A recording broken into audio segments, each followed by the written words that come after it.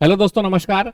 और हम CSC skill development programme के पहले चरण में आज आपसे मिलने जा रहे हैं। आज हमारा जो टॉपिक है वो है पढ़ाई को लेकर, रीडिंग को लेकर। अभी तक हमें लगता था कि केवल शब्दों को पढ़ लेना ही रीडिंग है, और हम कई सालों तक इसी को रीडिंग समझते आए थे।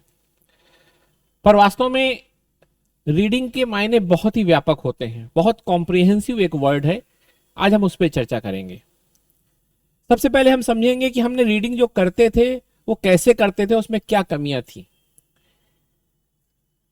लेकिन आपके मन में सवाल आ रहा होगा कि ये सब बात क्यों की जा रही है, सिलेक्शन के लिए तो पढ़ाई जरूरी है, लिखना जरूरी है। पर याद रखना कि जब तक आपको अच्छे से पढ़ना नहीं आता होगा ना, आपको लिखना नहीं आएगा। लिखने की पहली शर्त है पढ़ना। कई लोग 10 घंटे पढ़ते हैं और उतना नहीं लिख पाते जितना कोई 1 घंटे पढ़ के लिख लेता है। यह डिपेंड करता है कि आपकी पढ़ने की क्या रणनीति है। आप पढ़ाई किसको समझते हैं। बचपन में हमेशा मम्मी कहा करती थी बोल बोल के पढ़ो, लिख के पढ़ो। तो कुछ तो पढ़ाई को लेकर कुछ ना कुछ एक अप्रोच होता है। इस पे आज हमें बात करनी है। मुझे पता है कि आपको एक मन में आ रहा होगा कि ऐसा कुछ नहीं होता। तो बस ये जान लेना कि जब इंसान भ्रम में होता है तो अपने आप को ही सही मानता है। वरना रावण जैसे विद्वान की मौत नहीं होती, लेकिन जब उसे पता चल गया तब उसने कहा कि अहंकार क्या होता है, तब उसको समझ में आया। सब नाश हो गया तब आया समझ में। यही बाली का भी हुआ। मैं बार बार यही एग्जांपल इसलिए देता हूं कि इसको समझना थोड़ी मुश्किल है। तो चलो हम आते हैं फिर से अपनी पढ़ाई की तरफ पे और रीडिंग के बारे में चर्चा करते हैं। आपके सामने एक चैप्टर दिख रहा होगा, इंडियन कॉन्स्टिट्यूशन का प्रियम्बल। जो भी यूपीएससी एस्पिरेंट्स है उसके लिए ये बाइबल, गीता, कुरान सब कुछ है। तो यहां पर आपने देखा होगा एक वर्ड लिखा है, we the people of India, है ना, हम भारत के लोग। बस मैं इतना शब्द पढ़ूंगा भी, इससे ज्यादा नहीं पढ़ूंगा, बहुत हो जाएगा क्योंकि समय कम है। आपने सोचा होगा हमने पढ़ लिया, we the people of India पढ़ लिया, है ना, हम भारत के लोग, ये हो गई पढ़ाई। चलिए, आपने पढ़ लिया, तय हो गया। ये एक तरीका है, इसको कहते हैं पैसिव रीडिंग, जो हम लोग करते हैं, जिसमें हम केवल शब्दों के अर्थ समझते हैं, और इसको हम बोलते हैं पैसिव रीडिंग। वास्तव में ये रीडिंग नहीं है, ये रीडिंग का केवल 1 या 2% हिस्सा है। याद रखिएगा, साक्षर और बौद्धिक दोनों में बहुत बड़ा अंतर होता है, लिटरेट होना और इंटेलेक्चुअल होना। हम लोग लिटरेसी को ही कंप्लीट समझ लेते हैं। ये तो मैं साक्षर था, मैंने पढ़ लिया, लेकिन वास्तव में क्या इसको पढ़ा कि नहीं पढ़ा, ये एक अलग सवाल है। आइए पहले हम बात करते हैं कि हम क्या क्या कमी करते हैं, फिर इसी उदाहरण के थ्रू हम समझेंगे कि अपनी कमियों को कैसे दूर कर सकते हैं। सबसे पहली कमी है कि जब हम पढ़ाई करते हैं तो हमारे पास कोई भी उद्देश्य नहीं होता पढ़ने का, बहुत स्पष्ट उद्देश्य। इसको कहते हैं विदाउट लेंस हम पढ़ाई करते हैं। हमारे पास कोई देखने का नजरिया ही नहीं था, हमने पढ़ा, पढ़ लिया। अब किस पर्पस से पढ़ा ये नहीं पता, और हमें कोई साचा ही नहीं पता कि हमने इसको पढ़ा किस पर्पस से, तो शायद हम उस पढ़ाई को यूज भी नहीं कर पाएंगे। और हमारी सबसे बड़ी समस्या यही है, हमें कभी भी जो भी पढ़ना है वो बहुत स्पष्ट उद्देश्य के साथ पढ़ना है। सोचिए, अगर मैं सोशियोलॉजी के लिए पढ़ूं we the people of India तो अलग मायने है, जिसमें समानता की बात की गई है। लेकिन अगर मैं पॉलिटिकल साइंस के लिए पढ़ूं तो डेमोक्रेसी है, बिल्कुल मायने ही बदल गया। अगर आपने ऑब्जेक्टिव जोड़ दिया तो पूरा मायने बदल जाता है। अगर लॉ के हिसाब से देखा जाए तो आप इसमें बहुत टेक्निकलिटी देख सकते हैं दूसरे स्तर की। तो सबसे पहले जब पढ़ाई करनी है तो सबसे ज्यादा ध्यान रखना है कि हम पढ़ किस लिए रहे हैं। आपने बिना उद्देश्य के पढ़ा था, वो केवल कूड़ा था, वो केवल शब्दों का भंडार था, उसका कोई वास्तविक मतलब नहीं था। लेकिन जब आपने उद्देश्य के साथ पढ़ा, एक मीनिंगफुल पढ़ाई हो गई। अब आपको समझ में आया, जैसे आपने इसको सोशियोलॉजी के साथ जोड़ा, अच्छा महसूस हो रहा होगा। जुडिशियल के साथ जोड़ोगे, अच्छा महसूस होगा। इसको लिटरेचर के साथ जोड़ोगे और अच्छा लगेगा। तो आपको ये तो पता होना चाहिए, इसको एक आर्टिस्टिक फॉर्म वाला कोई इंसान पढ़ेगा तो अलग दिखेगा, लेकिन आप यूपीएससी एस्पिरेंट्स हो तो आपको ये बिल्कुल अलग दिखेगा। तो सबसे पहले बहुत अच्छे से दिमाग में बैठा लो कि आप पढ़ क्यों रहे हो। ऐसा नहीं कि आप तैयारी कर रहे हो तो यूपीएससी के ही लिए पढ़ते हो, ऐसा नहीं है। उस समय भी दिमाग में होना चाहिए कि आपको उससे क्या निकालना है, दैट इज इंपॉर्टेंट। और आप पीटी के लिए पढ़ोगे ये चीज अलग हो जाएगी, मेंस के लिए पढ़ोगे ये चीज अलग हो जाएगी। पीटी में पढ़ोगे तो आपको शायद कुछ इसमें ऑब्जेक्टिव सवाल बन सकते हैं कि we the people of India, बस इतना लिखा है ना, बस यही हो सकता है शायद। भाई मान लो पूछा जाए क्या लिखा है, 4 तरह की दे दिया जाए, गलत सही है ना, कि वी द पीपल लिखा है कि आई लिखा है, ये हो सकता है मान लो। लेकिन जब मेंस के लिए लिखा होगा तो इसमें यह लिखा है कि भारत का संविधान भारत के सभी लोगों के लिए। पहली कमी हमारा है कि हम बिना उद्देश्य के पढ़ते हैं, जिसके कारण हम केवल पढ़ के जब उठते हैं तो हमें वास्तव में नहीं पता होता कि हमने क्या पाया, आउटकम 0 होता है।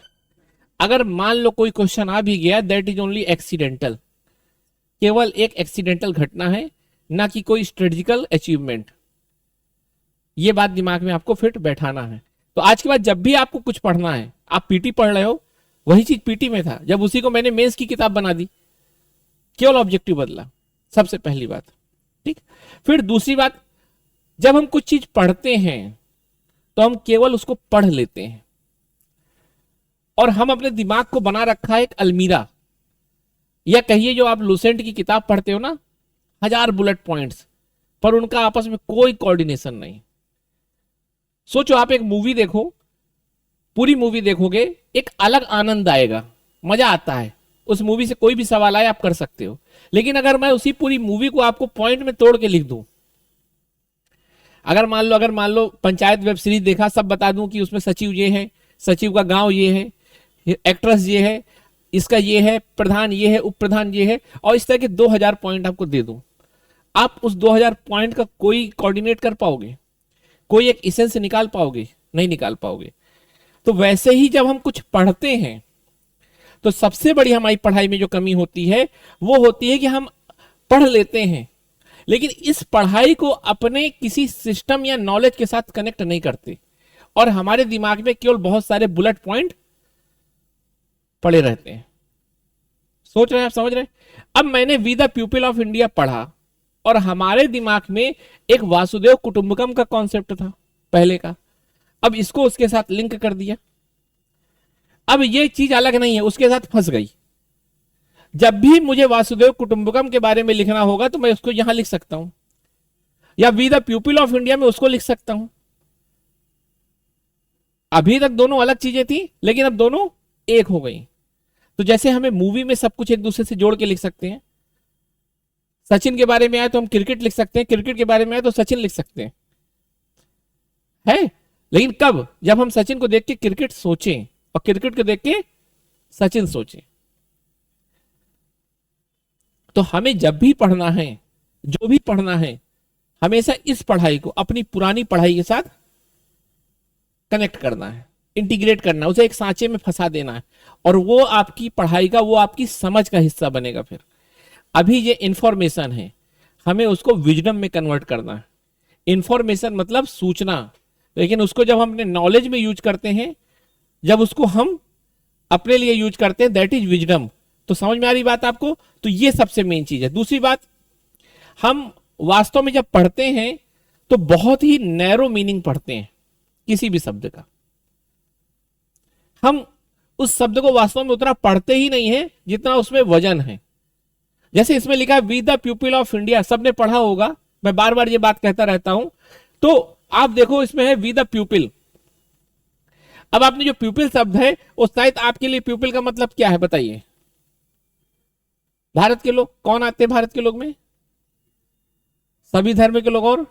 और कौन? और आप बताइए। हाँ बताइए। आपके लिए तो ये संविधान सब गजटेड ऑफिसर हैं आप, तो आपके लिए इसमें क्या आता है वी द पीपल ऑफ में? बताइए। सवाल समझ रहे हैं? इनके लिए भी आता होगा भारत के लोग, यही आता है आपके पास। और कौन आता है इसमें? ठीक है, लेकिन वी द पीपल में महिला पुरुष आते हैं कि ट्रांसजेंडर भी आते हैं? हमें वहां सोचना पड़ेगा उस समय, क्योंकि जब ट्रांसजेंडर का सवाल आएगा तब ये लिख सकते हैं। अब आप कहोगे आ जाता उस समय, तो उस समय नहीं आता, ये उसी समय आना है, अभी आया। इसमें वो भी आते हैं 2080 में जो पैदा होंगे बच्चे, तो हमारा संविधान उनके भी अधिकारों को, तो अब आप समझ में आ रही बात। तो किसी भी शब्द को, ये प्यूपिल शब्द किसे है, सस्टेनेबल डेवलपमेंट का सबसे बड़ा उदाहरण है। अगर आप कहो कि सस्टेनेबल डेवलपमेंट का कोई कॉन्स्टिट्यूशनल बैकग्राउंड नहीं है तो आप गलत हो। कॉन्स्टिट्यूशन में लिखा है कि हमें अपनी हर जनरेशन के लिए जस्टिस लाना है। हमारा कॉन्स्टिट्यूशन सस्टेनेबल डेवलपमेंट की बात कर रहा है। फंडामेंटल राइट तो फिर हो ही गए पूरा, समझ में आ रही है।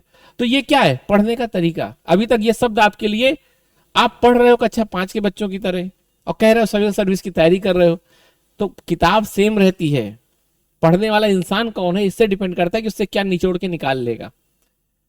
यही चीज है पूरी। ये we the people of India आप पढ़ोगे तो हम भारत के लोग हैं, लेकिन जब सुप्रीम कोर्ट पढ़ता है तो कहता है, इसी से निकल के आता है कि इंडियन कॉन्स्टिट्यूशन का पावर कहां से आता है, सोवेरेंटी कहां पर है, ये तो उसका समझ में आ रहा है। तो सवाल है, जब भी आप पढ़ो तो आपको कॉम्प्रिहेंसिव मतलब निकालना उस शब्द का, सोचना है।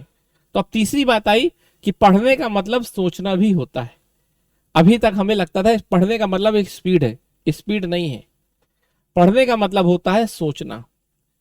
आप 10 मिनट पढ़ो, 30 मिनट सोचो, वो ज्यादा अच्छी पढ़ाई है। 30 मिनट पढ़ा, 1 मिनट नहीं सोचा, वो पढ़ाई कूड़ा है, किसी काम की नहीं है। तो याद रखना, पढ़ाई का मतलब हमेशा क्या होता है, सोचना। पढ़ना 10 मिनट है, सोचना ज्यादा है, एक एक शब्द को निचोड़ना है। और सोशल मीडिया ने यही बीमारी पैदा की है। सोशल मीडिया में जो हम रील्स देखते रहते हैं, पोस्ट पढ़ते रहते हैं, उसने स्टडी और थिंकिंग, रीडिंग और थिंकिंग के बीच में गैप कर दिया है। अब हमें पढ़ने की जो आदत पड़ गई है, इग्नोर करके पढ़ने की हो गई है। और यही सबसे बड़ा इस समय भारत या पूरे विश्व में मनुष्य के साथ सोशल मीडिया का एक नकारात्मक पहलू है। क्योंकि जो इंसान बहुत ज्यादा रील्स देखता है या सोशल मीडिया में एक्टिव रहता है, दिन भर देखते हैं, उसके दिमाग में पढ़ने के बाद सोचने की क्षमता नहीं रह जाती, क्योंकि वो इग्नोर करना सीख गया, रिटेन करना भूल गया है। पहले किताब में एक पेज रहता था, रुका रहता था। अब तो आपकी आदत पड़ गई ना, अब आपको इंफॉर्मेशन प्यारी लगने लगी। ठीक, तो यही सबसे बड़ी समस्या है, जो फोन और सोशल मीडिया का बच्चों पे नकारात्मक प्रभाव है। आंख खराब हो, ये खराब हो, ठीक है, क्षमता ही खत्म होती जा रही है। तो दूसरी चीज समझ में आ गया, हमें पढ़ाई का मतलब कभी भी केवल पढ़ना नहीं है, स्पीड नहीं है। पढ़ने का मतलब है हर शब्द को बहुत अच्छे से सोचना। तो पढ़ने में थिंकिंग आता है, पढ़ने में एनालिसिस आता है, पढ़ने में सोचना और समझना आता है सबसे में। अब आते हैं दूसरी बात में, हम किताबों को अपने जीवन से हमेशा अलग रखते हैं। जैसे मैंने पढ़ा we the people of India, मैंने पढ़ लिया, लेकिन मैंने we the people of India को अपनी लाइफ के साथ नहीं जोड़ा कि इसमें मैं कहां फिट बैठता हूं। जबकि अगर मैं आज खड़ा हूं, खाना पानी मुझे मिल रहा है, वो सब इसी शब्द के कारण मिल रहा है। और हम जब तक नॉलेज को अपने साथ नहीं जोड़ेंगे, हम उस नॉलेज से हमेशा दूर रहेंगे, थ्योरेटिकल रहेगा। शायद आप वनडे एग्जाम इसमें निकाल सकते हो, लेकिन आपको जब सिविल सर्विस जैसे एग्जाम निकालने हैं तो, और जिसमें बहुत ट्रिकी, बहुत एनालिटिकल क्वेश्चन आते हैं, तो हर कॉन्सेप्ट आपका अपना होना चाहिए। तो कहने का मतलब, हम कभी भी कुछ भी पढ़ें, सबसे पहले उस पॉइंट को निकालें, उस कॉन्सेप्ट को निकालें और उस कॉन्सेप्ट के साथ अपने जीवन को जोड़ें। जैसे मान लीजिए हमने पढ़ा आइडेंटिटी क्राइसिस है, कि एक शब्द अच्छा लगा, लेकिन कभी हम किसी शादी में जाते हैं और हमें कोई नहीं बोलता तो हमें बुरा लगता है। तो सोचिए, नॉर्थ ईस्ट के लोग जब आते होंगे भारत और उनको इग्नोर किया जाएगा तो उनको कितना बुरा लगेगा। यही ना कि कभी नहीं आएंगे अब। तो एक छोटी सी घटना को पूरा आपको जोड़ना है। आप किताब को अपने रियल लाइफ से जोड़ोगे तो देखोगे कि नॉर्थ ईस्ट का कोई अच्छा आज तक एक्टर नहीं आपको दिखा, तो कैसे वो भारत को अपना मान ले। पूरा बॉलीवुड में आज तक कोई है, एक ही है, डैनी। तो अपने आप में देखो, बॉलीवुड जो भारत की पहचान है, उसी से नॉर्थ ईस्ट गायब है। तो किताबों को बाहर लाना है, और ये कब आएगा, थिंकिंग, पढ़ने के साथ सोचना है। और किससे सोचना है, पुराने नॉलेज से, अपनी मूवी के नॉलेज से, अपने किताबों के नॉलेज से। बचपन में आपने जितनी कहानियां पढ़ी उसमें नॉर्थ ईस्ट के एग्जाम्पल ही नहीं रहते थे।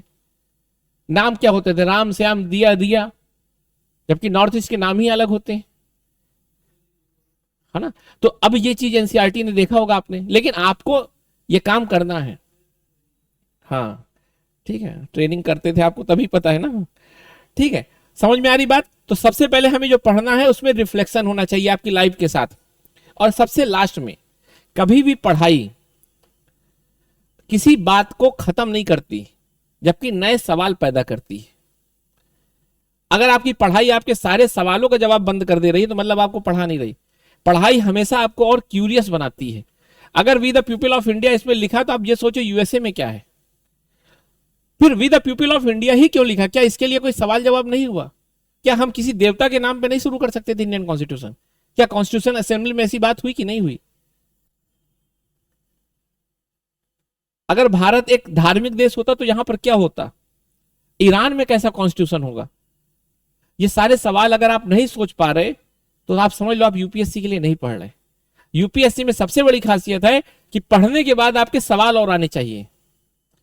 हाँ, लेकिन सवाल उद्देश्य से जुड़े होने चाहिए, उलझन से नहीं। हमेशा शंका तभी करना है जब सकारात्मक रहे, जिसका इलाज पता हो। शंका के लिए शंका नहीं करना। अगर शंका के लिए शंका करोगे तो आप फिर बीमारी और संकी कहलाओगे। लेकिन जब आप शंका करते हो किसी एक उद्देश्य के लिए, इसलिए डाउट करते हो कि मुझे इसका समाधान करना है, उसे सकारात्मक शंका कहते हैं, जो वैज्ञानिकों का आधार होती है और पूरी वैज्ञानिक प्रगति का आधार है। ठीक, समझ में आ रही बात। तो डाउट भी अच्छा होता है, लेकिन कैसा? कंस्ट्रक्टिव, जिसमें आपको पता है कि इसको खत्म कर। जैसे मान लो मुझे किसी दोस्त पे शंका है कि इसने कुछ खाया, मैं उससे स्पष्ट पूछ लूं खत्म करने के लिए, तो शंका खत्म, दोस्ती मजबूत। लेकिन शंका को बनाए रखूं हमेशा, वो बीमारी है। ठीक, तो आपको यहां बात समझ में आ गई। तो पढ़ाई का मतलब, कहने का मतलब, एक्टिव पढ़ाई का क्या मतलब होता है? एक्टिव पढ़ाई का सबसे पहला मतलब होता है कि आपको एक टारगेट पता हो, उस टारगेट के अकॉर्डिंग ही पढ़ो हर चीज को। फिर जब भी पढ़ो उसको अपने लाइफ के साथ जोड़ो, अपने पूरे के पूरे इकोसिस्टम के साथ जोड़ो, उसको अपना एग्जाम्पल बना के दिखाओ। और एक चीज, हाँ, अगर आपने किसी को पढ़ा है और अगर आप उसको पढ़ा सकते हो तो समझ लो आपको समझ में आ गया, वरना नहीं आया। पढ़ाई कोई इनपुट नहीं है। अभी तक हमें लगता था पढ़ना क्या है? इनपुट। हम अभी तक जो स्टडी को केवल इनपुट समझते थे कि हमने पढ़ा, इसका मतलब हमें इतना पढ़ लिया। पढ़ाई वास्तव में आउटपुट है कि कितना निकालोगे अब आप। तो हमें पढ़ाई को लेकर अपना अप्रोच बदलना होगा। तो याद रखिएगा, यूपीएससी में सफलता क्या पढ़ रहे हो उससे ज्यादा इंपॉर्टेंट है कैसे पढ़ रहे हो। क्योंकि ये 600 की लक्ष्मीकांत हर 5 लाख स्टूडेंट के पास है, लेकिन तब भी पॉलिटी के 10 क्वेश्चन गलत कराता है, 3-4। क्योंकि यूपीएससी के एग्जामिनर को पता है कि बच्चा आज भी पैसिव रीडिंग कर रहा है। मेंस में हजारों किताबें, नोट्स बिक रही हैं, लेकिन वास्तव में आपको पढ़ाई का तरीका बदल दोगे, सब कुछ सही हो जाएगा। और ये तरीका डेवलप होता है इकोसिस्टम से, और यही इकोसिस्टम अच्छी यूनिवर्सिटी में है, जो इंग्लिश मीडियम के बच्चों में है और अच्छे घरों में है। इसीलिए फिर आईएएस का एग्जाम एलिटिज्म का एग्जाम हो जाता है, इसीलिए अच्छी यूनिवर्सिटी का एग्जाम हो जाता है, इसीलिए इंग्लिश मीडियम का एग्जाम हो जाता है। पर वास्तव में समस्या रीडिंग स्टाइल में है ना। धूल चेहरे पे है और आईने को साफ करोगे तो जिंदगी भर गंदगी लगी रहेगी। और किसी भी समस्या को, किसी भी बुराई को खत्म करने के लिए सबसे पहली शर्त है उसको पहचानना कहां है। तो अपनी रीडिंग स्टाइल को देखो, उसे पैसिव से एक्टिव बनाओ, उसको कॉन्सेप्ट को अपनी लाइफ से जोड़ो, बहुत सारे कॉन्सेप्ट से उसको जोड़ो। फिर देखना आपको किताबों में आनंद आएगा, किताबें आपसे बात करेंगी। अगर किताब आपको बोर कर रही है तो वास्तव में किताब आपसे नाराज है, क्योंकि आप उनसे बात ही नहीं कर पा रहे। आप एक बार किताबों से बात करिए, देखिए आप इस कॉन्स्टिट्यूशन को, ये दुनिया का सबसे अच्छा ग्रंथ है। अगर मैं यहां खड़े होकर पढ़ा रहा हूं, मैं एक आईएएस आईपीएस प्रधानमंत्री से भी नहीं डर रहा, तो केवल इस पेज के कारण। तो सोचिए, आप इस किताब से बात तो करिए, फिर देखिए ये आपको दिखाती है कि ये क्या है। हम पढ़ ही नहीं पाते तो हमारी कमी है। धन्यवाद।